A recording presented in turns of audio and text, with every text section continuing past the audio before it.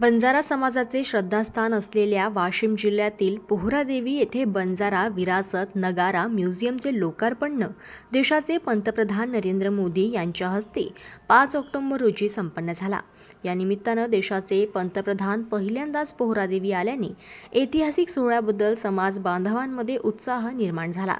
या कार्यक्रमात राज्याचे राज्यपाल CP राधाकृष्णन, मुख्यमंत्री एकनाथ शिंदे, उपमुख्यमंत्री देवेंद्र फडणवीस, उपमुख्यमंत्री अजित पवार, या कार्यक्रमाचे आयोजक तथा यवतमाळ वाशिमचे पालकमंत्री संजय राठोड, मंत्रिमंडळातील मान्यवर मंत्री, खासदार, आमदार, विविध राज्यातील बंजारा लोकप्रतिनिधी, समाजातील महंत आदी प्रामुख्याने उपस्थित होते।